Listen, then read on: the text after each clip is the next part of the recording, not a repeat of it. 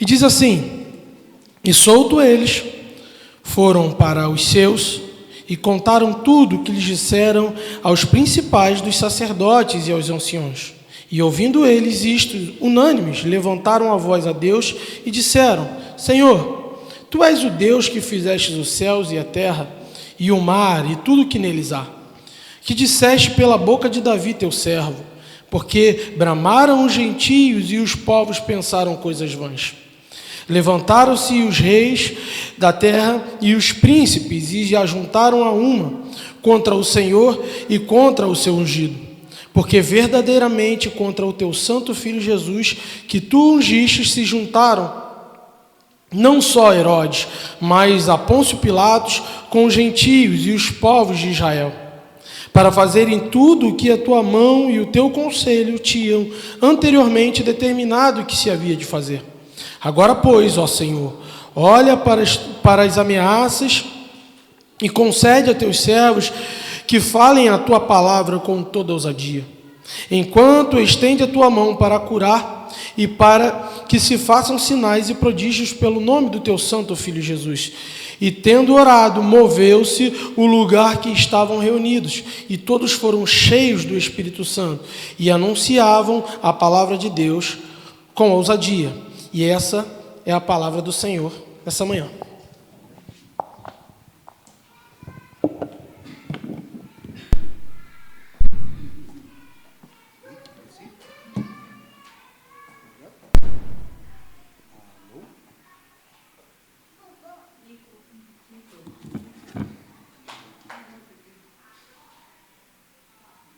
Gente, vocês podem sentar.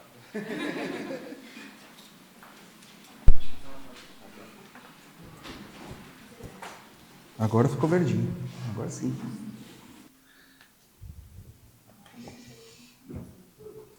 Maravilha. Todos me ouvem? Qualquer coisa eu falo mais alto. Não tem problema. Gente, que alegria estar aqui essa manhã. Estou muito feliz de estar aqui. Se vocês não me conhecem, como eu acredito que seja a maioria, eu sou Davi. Eu sou pastor da Iglesia Bíblica Urbana, que fica em Madrid, como vocês podem ver pelo meu sotaque de espanhol nato, né, falando português. Mas a gente tem uma igreja lá em Madrid e todos lá tá em festa de ver vocês se reunindo aqui pela segunda vez. A gente está muito feliz mesmo em ver o que Deus está fazendo aqui no Porto de uma forma tão inesperada e apesar da gente. Como Deus, Ele é forte na nossa fraqueza. Apesar da gente não conseguir, Ele faz muito mais do que a gente conseguiria imaginar.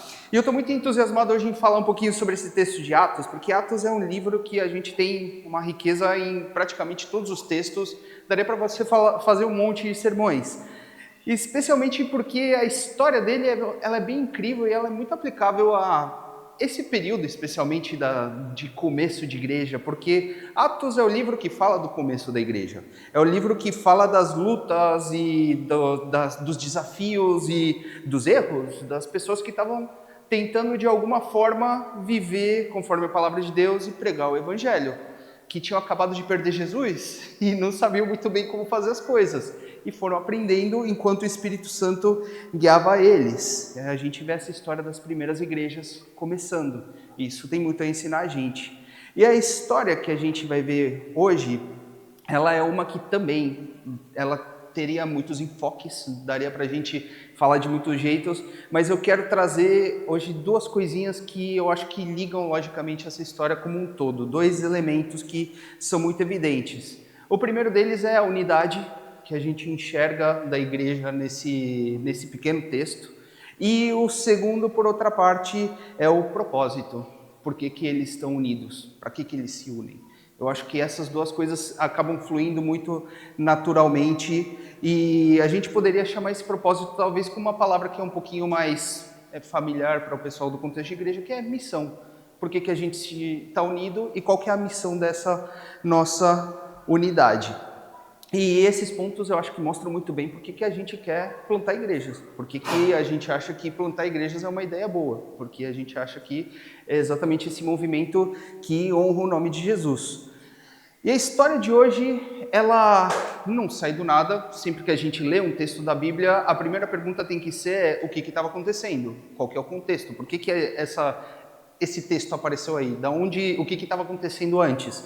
A história que estava acontecendo antes era Pedro e João, dois dos principais apóstolos da igreja. Eles tinham sido castigados por uma noite inteira na prisão, eles tinham sofrido a violência dos principais líderes da sociedade judaica do século I, isso simplesmente por estarem anunciando o nome de Cristo.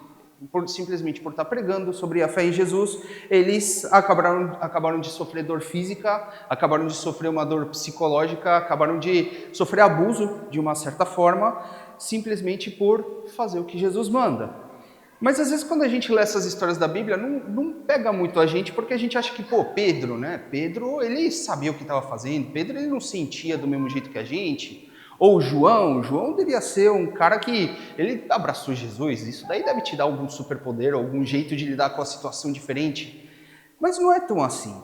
As pessoas não tinham uma postura zen, com monges hiper espirituais que não estavam afetados pelo mundo físico. Você tinha lá um monte de gente contra eles, e tacando eles na prisão, batendo neles, e eles, não, tá tudo bem, eu estou sofrendo pelo nome de Cristo. Eles sentiam, do mesmo jeito que a gente sente. Eles sentiam medo, eles sentiam dor, eles sentiam insegurança, eles falavam, cara, será que é isso mesmo que eu tenho que fazer? Mas como é que eles lidam com essa situação? Pensa como você lidaria. Se você, por exemplo, estivesse numa situação na rua e te para uma autoridade e essa autoridade começa a ser abusiva com você, começa a te desrespeitar e você passa lá um momento difícil de embate. Quando acabou tudo isso, a primeira coisa que você quer fazer é provavelmente contar para alguém de confiança, alguém que você ama, falar, cara, você não vai acreditar no que me aconteceu, olha que indignante o que essas pessoas fizeram comigo. Quando a gente passa por situações que parecem meio surreais, a gente corre para aqueles que a gente ama, a gente corre para aqueles que de alguma forma apoiam a gente. E é exatamente o que os apóstolos fizeram. Os apóstolos não foram e falaram, não, a gente precisa jejuar agora, precisa ficar no momento na montanha. Não, eles foram correr para as pessoas que eles amavam, que é exatamente o que diz o versículo 23. Uma vez soltos, Pedro e João procuraram os irmãos. Eles contaram tudo o que os principais sacerdotes e anciãos lhes tinham falado. Aqui eu estou lendo na Nova Almeida Atualizada, que aqui fala procuraram os irmãos. Na versão que a gente leu, falou que procuraram os seus, e é uma tradução um pouquinho melhor. É interessante porque essa palavrinha, os seus, não era comum. Você fala aqueles que são seus, como se você fizesse parte de uma forma um pouquinho mais íntima. João usa essa palavra só em outro lugar, que é em João 13:1, que ele vai falar que Jesus, havendo amado os seus que estavam no mundo. Então, esses seus têm esse mesmo intuito, era a mesma relação de intimidade e de amor. E eles vão para exatamente esse grupo de pessoas que eles confiavam, as pessoas que mais importavam, que os apóstolos queriam ver para dizer o que tinha acontecido. Essas pessoas eram a sua igreja, eram aqueles que participavam do grupo deles. Quando eu estudei no mestrado, tinha um professor que ele sempre falava que o reino de Deus é um reino de amigos, é um reino que a gente precisa um dos outros. Em parte é isso que a gente está vendo aqui. É uma congregação de pessoas que está lá para ajudar, pessoas que talvez você acharia que não precisa de ajuda, mas pessoas que estão lá para ouvir mesmo as histórias mais loucas, mais doloridas, mais sofridas e estão lá para ajudar de alguma forma. E isso é uma coisa que envolve absolutamente todos. Às vezes a gente pensa que talvez lideranças ou talvez pessoas que tenham alguma posição na igreja são pessoas que têm necessidades diferentes, ou eles têm uma capacidade diferente, ou não precisam das mesmas coisas que os outros. Mas, cara, Pedro e João, se tem dois caras que eram diferentes na história do cristianismo, era Pedro e João. E o que eles precisavam? Precisavam de conselho, precisavam de abraço, precisavam de unidade, de comunidade. Eles precisavam, todo mundo precisa disso, não importa o quão notável é a pessoa. Não existe cristianismo sozinho. A gente precisa um dos outros. A gente precisa de unidade para andar. E não importa se você, 2 anos antes, estava sentado abraçado com Jesus. isso continua sendo a realidade, como era com Pedro e com João. Ninguém está além da necessidade dessa sabedoria, dessa unidade, desse carinho da comunidade de fé. Mas a igreja é muito mais do que um lugar simplesmente para a gente compartilhar as nossas dores. Não é simplesmente um lugar que a gente vai compartilhar as nossas vidas, os nossos sentimentos e as nossas situações. Mas é o lugar onde a gente vai ver que o mundo também não gira em torno do nosso umbigo. É o lugar onde a gente vai ver que, no fim das contas, a nossa história não tem a ver só com a gente. A nossa história, os nossos sofrimentos não tem a ver só com a nossa vida, com o nosso sentimento. Mas o que acontece com a gente pode transformar a vida de muitas pessoas que nem imaginam. O sofrimento que você passa talvez vai afetar a vida de uma pessoa que você nem sabe que poderia afetar. E talvez é exatamente isso que Deus quer fazer. Talvez é exatamente dessa forma que Deus vai curar outra pessoa que você nem conhece. Mas é exatamente o texto, como o texto mostra para a gente que o comentário da igreja, ou o comentário que a igreja faz a essa comunicação dos apóstolos indica. A partir do versículo 24, o texto diz: ouvindo isso, unânimes, levantaram a voz e disseram: Tu, soberano Senhor, fizeste o céu, a terra, o mar e tudo que neles há. Disseste por meio do Espírito Santo, por boca de Davi, nosso pai, teu servo. Por que se enfurecem os gentios e os povos imaginaram coisas vãs? Os reis da terra se levantaram e as autoridades se juntaram contra o Senhor e seu ungido. Porque, de fato, nessa cidade, Herodes e Pôncio Pilatos, com gentios e gente de Israel, se juntaram contra o seu santo servo Jesus, a quem ungiste, para fazerem tudo o que tua mão e teu propósito pré-determinaram. É interessante que nessa sequência do que a igreja fez quando ouviu essa notícia, eles fizeram um negócio que, o jeito que a Bíblia conta aqui é um jeito muito interessante, porque a primeira coisa é, eles usam uma palavra que é meio difícil traduzir, e com isso eu não quero dizer que traduções são ruins, é simplesmente que línguas são diferentes. Você traduz saudade do português para qualquer outra língua é um desafio. Da mesma forma, tem palavras no grego que são desafiantes de traduzir em português. Aqui, a palavra que o pessoal fala, unânimes levantaram a voz, e algumas versões dizem levantaram junto à voz, tem uma nuance que é um pouquinho mais forte do que unânime. Não quer dizer simplesmente sincronismo, não quer dizer que simplesmente todo mundo votou e falou, não, a gente concorda com isso. Não é simplesmente como se eles repetissem uma oração em conjunto ou alguma coisa do tipo, mas era que o sentimento de todos, na mesma hora, era igual. Todo mundo, quando ouviu isso daí, sentiu a mesma coisa e quis reagir da mesma forma, porque eles sentiram essa mesma coisa. E se percebe que é difícil, não tem uma palavra no português para falar isso. Mas todo mundo ouviu isso e falou, a gente precisa levar essa oração a Deus. O coração de todos os que escutavam pensou nisso. E eu não sei se você já sentiu alguma coisa do tipo. Já teve numa situação em que alguma coisa está acontecendo e você olha para o lado, para o teu amigo, e você não falou nada com ele, mas você já sabe o que ele está pensando. Você já sabe mais ou menos qual que é a reação dele. Você já sabe mais ou menos, pô, eu acho que a gente tem que fazer isso. Ou talvez com a tua mulher, com algum parente ou coisa do tipo. E você tem duas possibilidades para que isso aconteça. Geralmente a unidade das pessoas que leva a uma reação tão unânime, ela ou é baseada numa intimidade pessoal, você é muito amigo, você é muito conhecido da pessoa, tanto ao ponto de você já saber como ela reagiria, ou é uma unidade espiritual. Ou você tem uma pessoa que está para além de todos, guiando todos na mesma direção e ao mesmo tempo. Mas qual que foi essa decisão unânime? Onde é que estava o coração de todos ao mesmo tempo, impulsionado pelo Espírito, como é o caso? A decisão unânime foi ir para a fonte de toda a confiança deles, que era o próprio Deus, fazendo algumas coisinhas. Primeiro, reconhecendo quem Ele é, a quem nos dirigimos, que Ele é o Deus Criador, Todo-Poderoso. Depois, reconhecendo aquilo que Ele ensina. A gente reconhece que a rebeldia dos poderosos desse mundo acaba sendo uma ferramenta que ele usa para suas ações. A gente reconhece que o que ele faz na história testemunha da sua ação. Que olhar para o passado é a base da confiança para o futuro. Porque mesmo as ações mais más e perversas dos judeus e dos romanos, que levaram ao pior mal imaginável, que foi a morte de Cristo, que foi o assassinato do autor da vida, no fim das contas, não são nada mais do que o cumprimento do propósito de Deus. Você pode achar que você está fazendo o pior mal do universo, mas isso é simplesmente Deus cumprindo o propósito. Então, se por um lado a igreja é o lugar onde sim, a gente deveria ter as pessoas que se preocupam com a gente, as pessoas que vão aconselhar a gente, que vão andar junto com a gente, ela é muito mais do que isso. Não é simplesmente um lugar onde a gente encontra bons conselhos.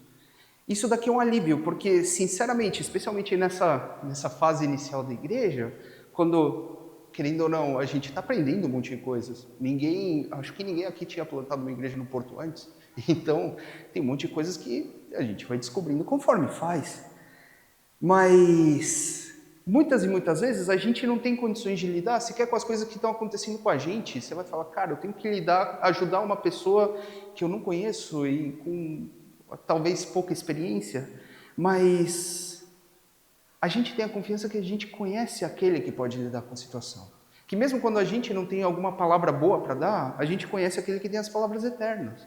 Mesmo quando a gente não tem sabedoria o suficiente, a gente tem acesso àquele que é a sabedoria em si. E muitas vezes a gente deixa essa realidade de lado e a gente acaba deixando Deus como se fosse o último recurso, sabe? Se eu não conseguir fazer mais nada, se eu não conseguir lidar com a situação, então a gente vai lá e ora, né? Quando tudo foi feito, só nos resta orar, né? Ou a gente pensa que simplesmente a gente tem que primeiro fazer a nossa parte e depois Deus faz a dele. Mas não é assim. A gente precisa da consciência de quem Deus é e do que Ele fez, não somente para começar a vida cristã e falar, não, beleza, eu não conhecia Jesus, agora eu conheço e agora vamos lidar com a vida aqui com a sabedoria que Ele dá, né? A gente precisa ser rememorado de quem Deus é e do que Ele fez para todos os passos da nossa vida. Saber quem Deus é, saber o que Ele disse e falar com Ele é a coisa principal da vida cristã. É a coisa principal para qualquer comunidade. E esse é o sentimento unânime que a gente tem que ter. Esse é o sopro do Espírito que tem que passar por todos aqui. De aconteceu alguma coisa, o nosso primeiro recurso, não o nosso último, é Deus e a sua palavra.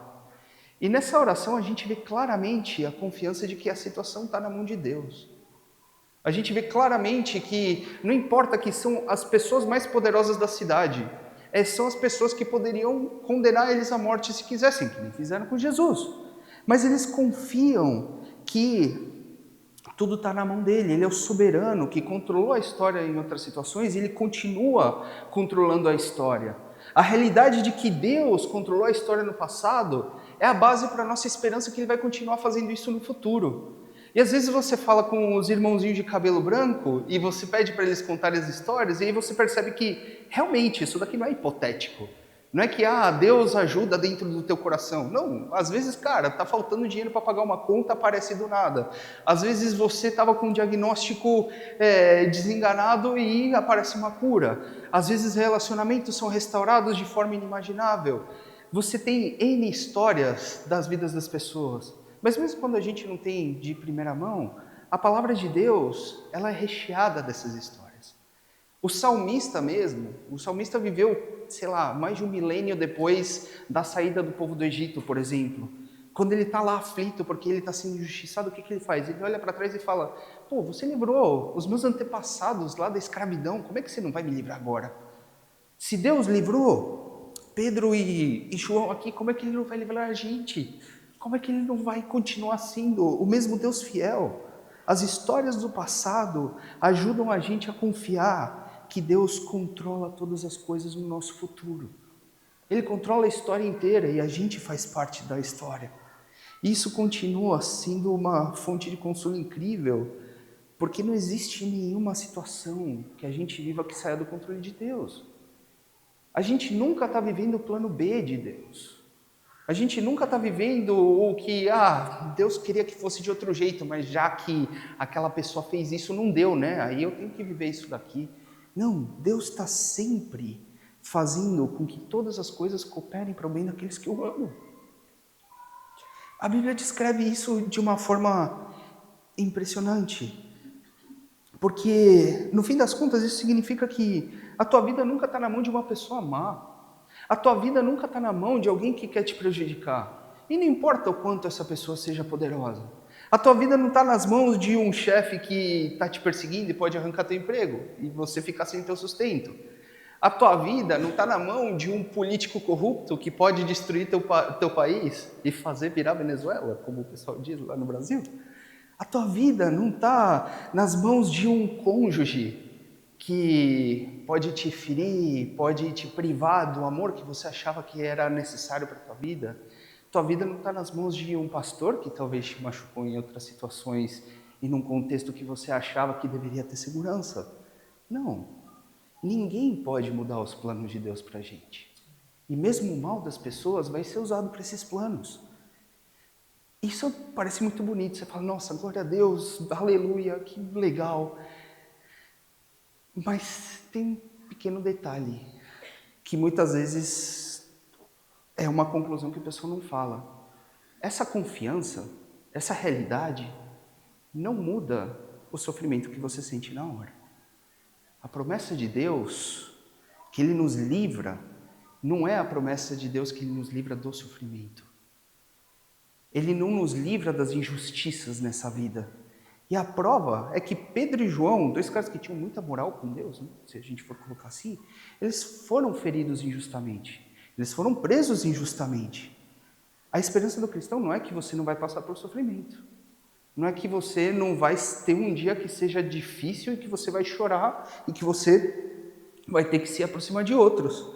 Mas a promessa de Deus é que nenhum sofrimento da gente vai ser arbitrário e sem sentido. Nada do que a gente sofra vai ser uma coisa que tem a última palavra na nossa vida. Tudo que a gente passar, no fim das contas, faz parte de algo que é maior, porque Deus pode usar até o maior dos males para fazer o bem. Deus pode usar a morte de Cristo para fazer o bem. O maior dos males, o justo sendo condenado, o santo sendo maculado, o rei dos reis humilhado e desprezado, o autor da vida sendo morto. Você fala, o que pode sair de bom de tudo isso? Pode sair simplesmente salvação para a gente de toda língua, de toda raça, de todo povo. Inclusive Hebreus vai falar que Cristo, pela alegria que lhe fora proposta, suportou a morte de cruz. Ele sabia que esse que foi o pior dia da história da humanidade ia gerar alegria no fim das contas. Mas isso também não quer dizer que a gente consiga entender como isso é verdade ou está preparado para isso com antecedência. Eu sou um cara que sou muito ansioso, então eu monto desgraças na minha cabeça hipotéticas e coisas que podem dar ruim e eu fico ansioso por essas coisas. E eu sempre tive um pouco de dificuldade com isso, e uma vez eu ouvi uma pregação de um pastor que eu gosto muito, que chama Timothy Keller, e ele falando sobre essa temática, ele falou, cara, Deus não trabalha com estoque de graça.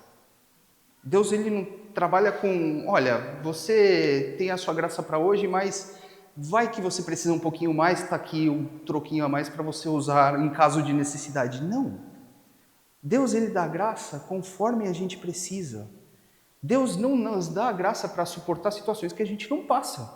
E tem um monte de situações que me dá medo e que eu não tenho graça para passar agora, mas se eu fosse passar, Deus me concederia.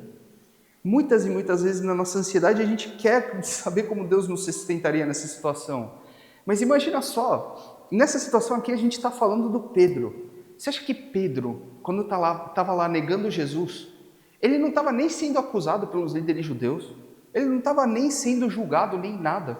Ele já estava morrendo de medo, tanto que ele mentiu a respeito de Jesus. Você acha que esse Pedro naquela hora tinha a graça que ele teve nesse momento para aguentar a prisão? E quando os caras falaram, você não pode pregar sobre Jesus, tá bom? Aí ele, cara, eu tenho que obedecer a Deus e não aos homens.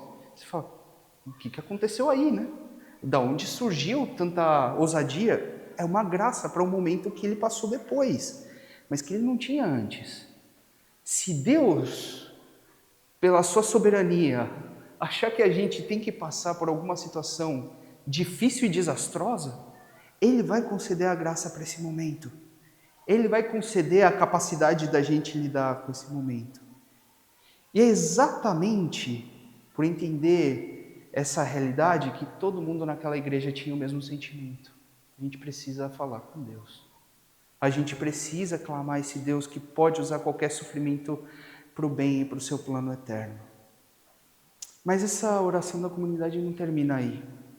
Aqui chega um ponto que é realmente incrível nessa história toda. A partir do versículo 29, o texto diz: Agora, Senhor, olha para as ameaças deles e concede aos teus servos que anunciem a tua palavra com toda ousadia, enquanto tu estendes a tua mão para fazer curas, sinais e prodígios por meio do nome do teu santo servo Jesus Cristo. Tendo eles orado, tremeu o lugar onde estavam reunidos. Todos ficaram cheios do Espírito Santo e com ousadia anunciavam a palavra de Deus. A primeira coisa que é notável nesse finalzinho é que essa comunidade sabia que a história deles ia além deles. Que a história deles não tinha só a ver com o que Pedro e João estavam sentindo naquele momento, mas eles se colocavam como uma continuidade do que Jesus fazia, como uma continuidade da história de Jesus. E de fato Atos é meio isso não, totalmente isso. Atos é a continuação do Evangelho de Lucas. O Evangelho de Lucas é o que Jesus fez através do poder do Espírito. O livro de Atos é o que a igreja fez através do poder do mesmo Espírito, continuando essa obra de Jesus. Então, assim como ameaçaram e condenaram Jesus, agora eles ameaçam e condenam a igreja. Assim como Deus tinha ungido Jesus para fazer as coisas conforme a mão de Deus determinasse para chegar ao ponto do êxito e do sucesso, agora eles pediam que Deus estendesse essa mesma mão para que eles conseguissem fazer essa mesma missão e ter o mesmo sucesso de Cristo. Eles têm a clara consciência de que o cuidado de Deus para a sua comunidade é uma continuação de uma história que é muito maior que a história deles, que é muito maior do que a história da vida deles, que os sofrimentos deles têm a ver com um plano que é maior. Por isso que o pedido deles não é: Senhor, livra-nos desses líderes injustos. Você fala, cara, um líder cometeu uma injustiça contra você, o que seria comum? Deus, queima ele, Deus, me livra desse cara. Eles não pedem isso. Isso seria muito pequeno, seria muito imediato. Eles falam: nos concede pregar a palavra de Deus com ousadia. Nos concede pregar a palavra de Deus com ousadia. Porque se eu faço parte de uma história que começou com um mestre sofredor, com um mestre que disse que a gente tem que tomar a nossa cruz e seguir ele todos os dias, não deveria ser surpresa nenhuma a gente passar por sofrimentos que nem Jesus passou. Mas o que importa é, a palavra está sendo proclamada? A pergunta, no fim das contas, não é se esse sofrimento ele é grande ou é pequeno, se eu consigo entender ele ou não. O que importa é, eu estou cumprindo a missão? Isso daqui está servindo para aquilo que eu fui criado? Isso daqui está colaborando para o plano maior de Deus, para o lugar onde eu estou? Se a minha história não é toda a história, o que importa é a obediência ao meu propósito. Ainda que eu não consiga entender muito bem como vão ser esses resultados. E eu acho que isso daqui falta um pouquinho nos nossos tempos, porque a gente sempre quer que a resposta tenha a ver com a gente. A gente sempre quer que a resposta tenha a ver com a nossa história. A gente quer ver o nosso sofrimento sendo vingado, a gente quer ver o nosso trabalho dando fruto, a gente quer ver que as coisas que a gente faz, de uma forma ou de outra, estão levando a um resultado palpável e perceptível. Mas a gente faz parte de uma história do qual a gente é um pontinho pequenininho. Mesmo pensando na história da igreja, Pedro e João foram caras importantes? Foram, mas tem muita história da igreja sem o Pedro e sem o João. Eles não estão aqui hoje e não estão fazendo nada sobre plantar uma igreja no Porto. Mas eles fizeram uma parte impressionante. Se não fossem esses sofrimentos dele, a gente não estaria aqui hoje. Agora, se não são os sofrimentos que a gente passa hoje, a luta e o propósito que a gente faz hoje, amanhã talvez não tenha aquele que vai se beneficiar disso daqui. A gente faz parte dessa história de Deus que é maior do que a nossa vida. A história do povo de Deus, ela conta com gerações de pessoas que não viram nada acontecer. A gente sempre gosta de achar que está numa geração super importante, né? Então, essa história de todo mundo acha que o apocalipse está para acontecer. Sempre acham que o apocalipse está para acontecer. Imagina só, a nossa geração, ela é tão zicada, a gente é tão floquinho de neve de Jesus que o apocalipse vai acontecer justo agora. Mas tem gerações e gerações de gente que vê nada acontecer e fazem parte da história. Você fala, cara, 400 anos de escravidão no Egito. Teve muito judeu que nasceu no Egito, morreu no Egito como escravo e não conheceu Moisés. Ele sabia que Deus tinha prometido para o tataravô dele que um dia ele ia deixar de ser escravo, mas não tinha cara que essa coisa ia mudar. Quantas e quantas pessoas nasceram e morreram na Babilônia? Quantas e quantas pessoas nasceram e morreram entre Malaquias e João Batista? Que sabiam que Deus tinha livrado eles, mas esperavam o Messias, mas, cara, já faz uns 200 anos que Deus não fala nada e não aparece nenhum profeta. Muitas vezes, a gente não vê o resultado daquilo que a gente está fazendo.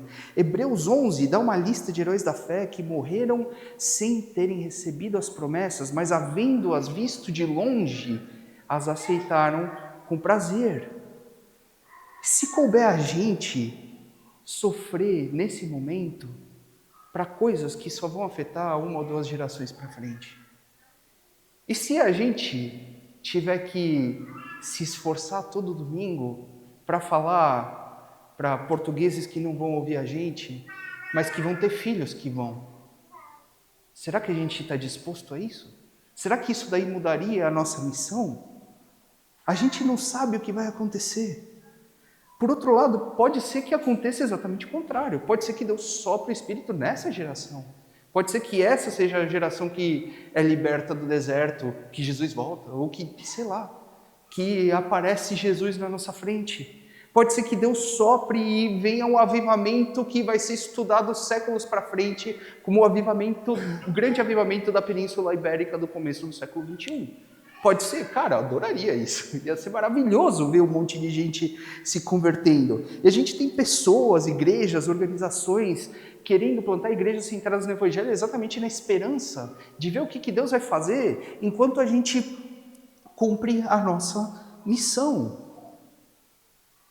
E além disso, é totalmente ilícito a gente pedir que Deus faça essas coisas. Os discípulos pedem isso. Essa igreja pede que Deus abençoe.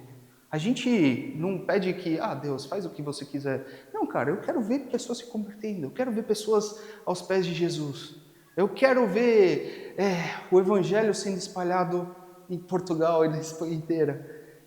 Mas, ainda que eu não veja, isso não muda o que eu tenho que fazer. Ainda que eu não veja, isso não muda que o meu sofrimento, ele serve ao mesmo propósito. E o de cada um daqui também. Deus está construindo a história do povo dele. E a gente é convidado a fazer parte disso. O resultado do sofrimento e da oração de uma comunidade unida em um só sentimento, nesse caso, foi o Espírito de Deus enchendo todas essas pessoas. E como resultado dessa plenitude do Espírito, eles começaram a pregar e espalhar a palavra de Deus. E nesse texto a gente vê claramente que esse é o propósito, essa é a missão. É para isso que a gente se reúne, é para isso que a gente está unido. Porque a gente sabe, a gente tem convicção de que a palavra de Deus pregada tem efeitos que a gente não vai ver. A palavra de Deus pregada no Uruguai há 70 anos atrás, converteu meu avô. Como um cara pregando no Uruguai ia afetar a vida de você aqui no Porto hoje? Quem poderia imaginar isso, mano? Quem poderia imaginar isso? Quem sabe onde vai chegar a tua fidelidade, cara? Quem sabe? É por isso que eu quero convidar cada um de vocês a ter esse mesmo sentimento que tantos irmãos na Península Ibérica já têm, ansiando que Deus estenda a sua mão e que igrejas nasçam com o propósito de comunicar esse evangelho. Eu convido vocês a fixar os olhos nesse Deus que, com seu poder incrível, ele pode usar mesmo situações horríveis na vida de pessoas para o bem, quanto mais situações normais, como são a maior parte daquelas que a gente vive.